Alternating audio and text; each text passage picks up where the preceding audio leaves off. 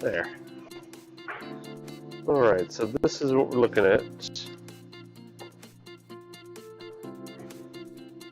A little bit of a brake leak, so we gotta get this line.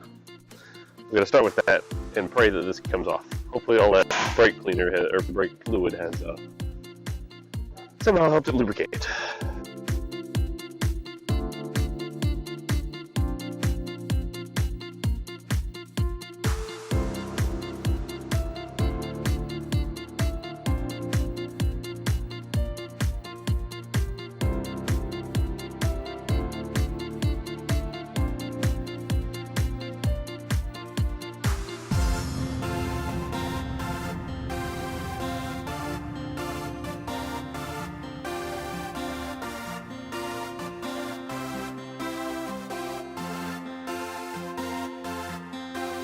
And this 13's all rusted.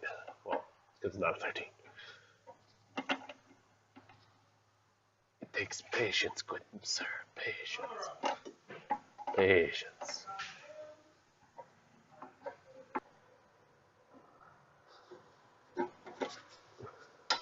There we go. Starting to move more freely.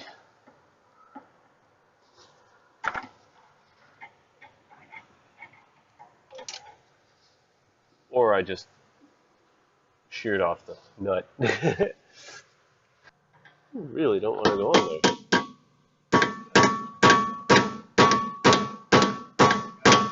There you go.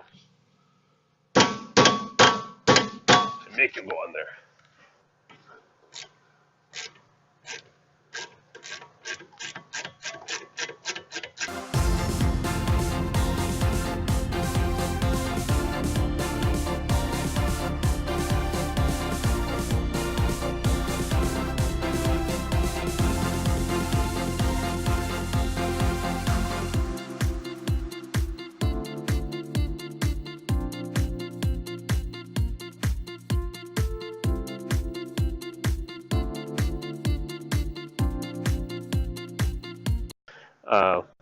I read about 10 pages in the course of an hour.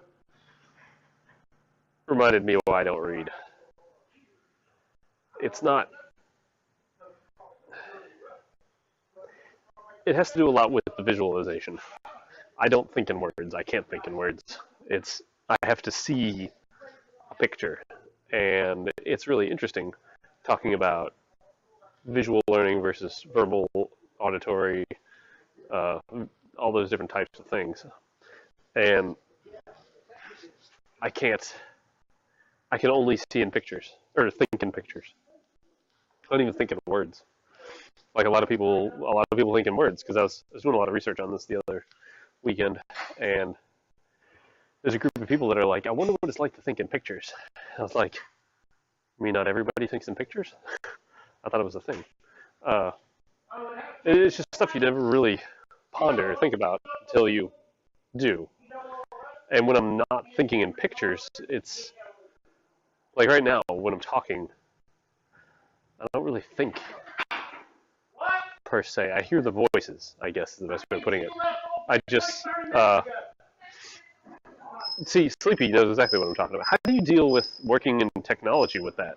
Like, you get a lot of, it makes it really hard. It's something that I've talked with my service writers and stuff about. I'm like, when you guys give me a giant list, you're going to have to organize it some, because if you give me a giant paragraph, that's not going to work out well. Because I see the paragraph, oh my god, I just hit a realization. I see the paragraph as one picture. That's it. So it's one object. When I've completed that one object, it's done. I can't break that paragraph up. I try to. Like, that's how I do it, is I try to, like, all right, this is a chunk, that's another chunk, this is another chunk, and that is the paragraph, is the summation of chunks, and that's how I can try and break it down as best I can. So, like, when books and stuff have just paragraphs after paragraphs after paragraphs, I get lost really fast. I will get halfway through a paragraph and forget what the first half of the paragraph said, and I just won't be able to do it, because my brain's trying to make the whole paragraph into one developed chunk. probably just chop this conversation up into the daily about how I would really like to talk more about visually learning and stuff like that, and visual thinkers, because I think it can help a lot of people that don't know that they're visual thinkers. Because it honestly, maybe 6 months ago is when I really figured it out. Like I was always told that I was a visual thinker, but I never really looked into it, never really cared. And then I was trying to learn stuff, and I was like, this is really hard for me to learn, as you can tell. And so I started looking into it, like what's the difference between visual learners and stuff like that. I wanted to see how my... And so I don't think dyslexia isn't a result of some sort of mental issue. I think it's a result of being a visual learner, because you see things in 3D all the time. You don't see words on a paper, you see a word. And where it comes to spelling, it doesn't matter if that word's backwards or forwards, I'll spell it. And so when you're young and you're little, things like that, you're not able to differentiate between the front and back. You just know it's a word. And so things will get flipped because you'll be looking at it and it'll jump while you're writing it, because you're trying to think of what makes up this word.